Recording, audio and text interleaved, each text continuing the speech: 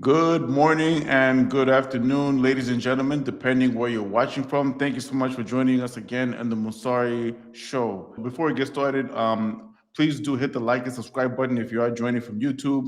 And if you are watching from Spotify, please be sure to drop a 5-star rating and a comment. That's the best way of helping us spread our content. And today I'm really excited to introduce our guest.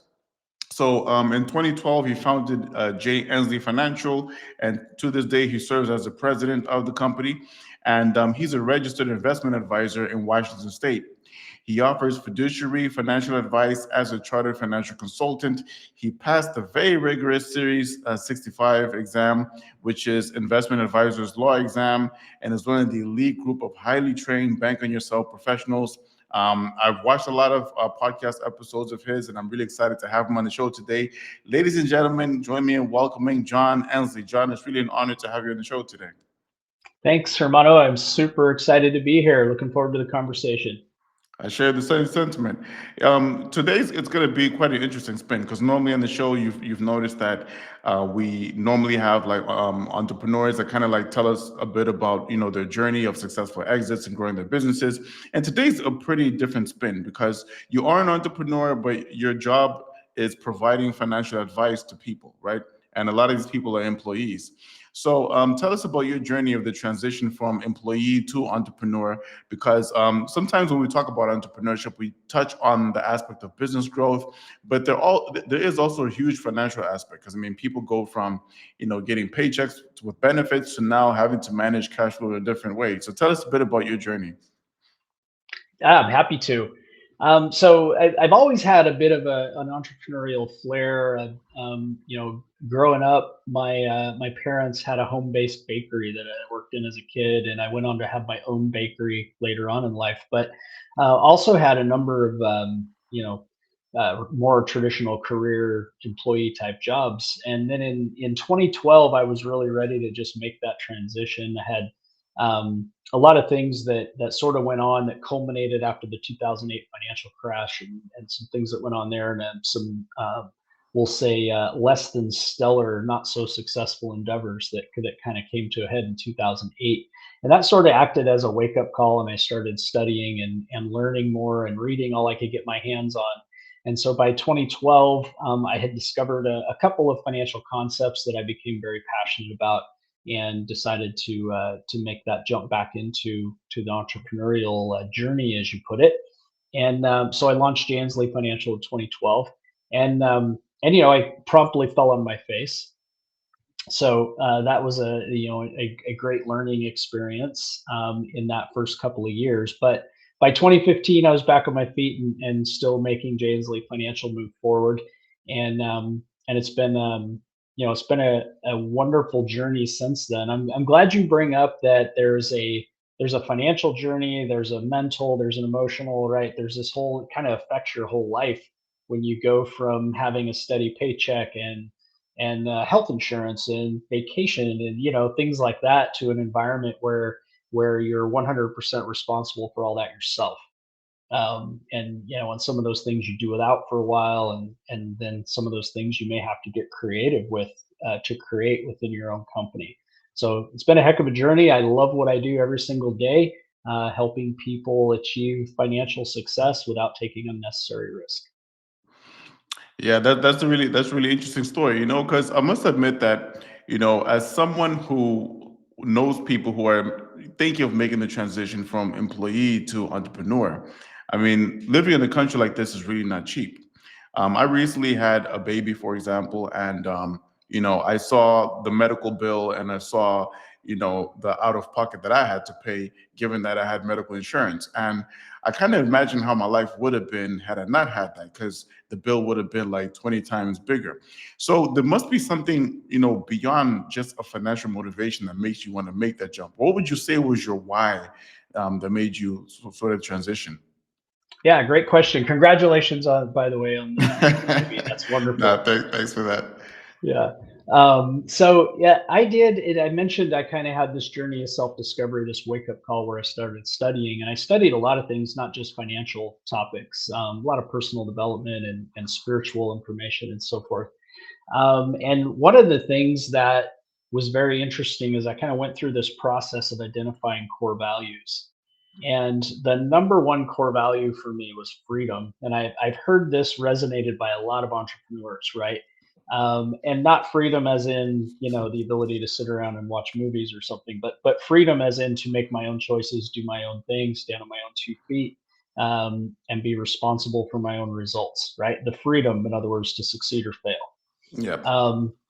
On my terms. And so I think that was the main thing that drove me, was to just take charge of my own destiny, and however it turned out, right?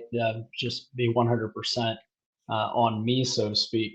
And I think that's what really drove me to, I've kind of sought that for most of my life. And, for the last, 12, 13 years now, Hmm. I've been pursuing that in real time. Sure, that's great. So, speaking of freedom, I once attended an event that was hosted by someone who has interviewed Mike Tyson before, right? Hmm. And there is this notion that, the whole financial freedom thing, that money makes you free. So the person was interviewing Mike Tyson, and he asked Mike Tyson if he felt free when he started making a lot of money, and Mike Tyson started laughing really hard, and he actually got scared because he was like, "Wow, from the way Mike Tyson was laughing, does that mean I'm going to get punched next?" He didn't know what was going to happen next, and Mike Tyson really broke it down. To kind of paraphrase, he said, he as a youngster used to think that money would make him free, but because he had used money as a means to get what he wanted, in this case like friendships, in this case friendships with the opposite sex, he kind of felt like a slave to money. So as an entrepreneur that achieved some sort of financial success, at what point would you say, you know what would you how would you define freedom versus enslavement from that perspective, if that makes sense? So, I mean, money certainly plays a part, right? There's no question that money can impact your ability to experience freedom. Freedom means, I think, different things to different people, but for me, what it really meant was, to put it in its simplest terms, is I could do what I wanted, right? I do what I Yeah. want, when I want, how I want, right? Obviously, reality sets some guardrails around what that means, Mm. but that's essentially what it meant to me. So I think the way I look at it is the financial success, or the financial flow in your life, the money flowing through your life, gives you the ability to um, to dictate your terms Yeah. more and more and more and more. And that to me is what that freedom is. It's the freedom to make decisions, Mm. without anyone or anything else really dictating what those are going to be, Yeah. And and accepting the consequences of those yeah. decisions, right?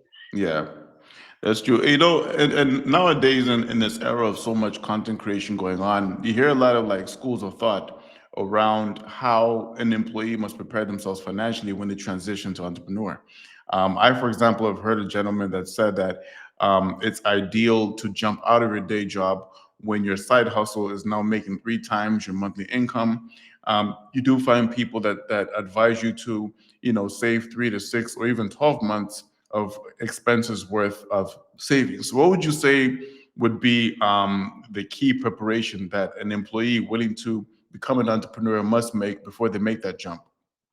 So, yeah, I think that's a tough question that is so individualized for every single individual entrepreneur. And there are some people, if they don't have 6 or 12 months worth of bills in the bank, I mean, they literally won't sleep. Their health will deteriorate. And there are other people who, they're completely comfortable with not a penny and moving forward. Mm, Just knowing they'll figure it out, and they can still sleep, right? So I think everybody has to make that evaluation for themselves. But so what you're asking me though is for a general guideline, a general rule. yeah. And I think 1 to 2 years of basic living expenses, not necessarily lifestyle expenses, but basic living expenses where you can keep a roof over your head and food on the table and gas in the car, um, those kinds of things, is probably prudent for most people. Somewhere between 1 and 3 years, depending on what that looks like for you, for each individual. But I think that would be a prudent place to begin, so that you have, like I mentioned, I got started and fell on my face very first year. Mm, Um, and did not have much financial success. I learned a whole bunch, so it was certainly wasn't a waste of time, but I didn't make a whole lot of money, right? Because it Yeah. kind of fell on my face. Um, and so without a little bit of padding in the bank, you can't give yourself that runway to fail. And I think it's important to make sure that you can meet your basic needs if you fail, right? Yes. And when I say fail, I just mean stumble, right? You never really fail as long as you don't quit and you learn something from the experiences, and then you move forward and ultimately figure it out. Absolutely. And when you've alluded to the phase in your life where you kind of like fell flat in your face, and that tends to be like the biggest fear of a lot of people that makes them hesitate to like make that jump. And sometimes I think it's a blessing in disguise when you face that fear and eventually you find a formula to overcome it. So what has sort of like been your thought process, you know, through that process to eventually get back up on your feet and then eventually get on? Because I believe that there is someone somewhere who is going through that or may go through that one day, and that could really be helpful to them. Yeah, I think one of the most important attributes to develop is resilience, right? The ability to bounce back. I learned this in the military. I'm an Army veteran, U.S. Army infantry, and I learned a lot about resilience in the military in terms of just getting beat down, a little bit defeated, and having to just pull yourself up and drive on, keep going. Tolerance of pain, yeah. Yep, just keep going, right? No matter what happens, you just keep going. Um, and I think that's a valuable skill for any entrepreneur to be able to take disappointment or pain or fatigue or sadness or whatever it is that's kind of holding you back, and just drive through it and keep going. Mm. And it's interesting that you mentioned your military background because I've never actually read a study or anything, but there seems to be like some sort of correlation. And it's great that you mentioned the whole resilience and the tolerance of pain. I've noticed that some of these very successful entrepreneurs, have a military background. I know Patrick Bet David, he's probably worth somewhere north of like $500 million. Robert Kiyosaki. You got Phil Town, who's an entrepreneur and also an investment advisor kind of thing. So apart from like tolerance of pain, are there like other let's say attributes or disciplines that you develop during your military career that translates to your entrepreneurial career as well? Yeah, I think there's a lot of them, and I don't think it's an accident that a lot of these entrepreneurs you mentioned have a military background. The military for me was an interesting thing because I think everybody that experiences military life, you get out of it what you want. Yeah. I think there's people that could I spent about 5 years in service. I think there's people that could spend that 5 years and come out of it with not much, and other people who it changes their life, right? And I Yeah. was one of the latter. And so you learn leadership, you learn how to work with people, you learn how to work with all kinds of diverse people from every walk of Mm, life, right? You're side by side with those soldiers and working together with them. You learn to work with people you don't like. You learn to work with people you do like, mm, and you also, I think, you learn to work within bureaucratic systems. The military is a huge bureaucracy on one hand, yeah. but on the other, you learn some of these other things we've talked about, like leadership, intestinal fortitude, resilience, perseverance, goal orientation, right? Just all these things that have a direct correlation to running a business. Yeah. Okay, that's great advice. And it's really insightful. Like, I guess it makes sense when I see how that is translated. So I think it ends up being a choice for some people to allow those learnings to kind of translate to their successful entrepreneurial career. And one really big curiosity for me is, especially for myself, I live in a state where taxes are kind of high. When I say high, it can be as high as like 45%.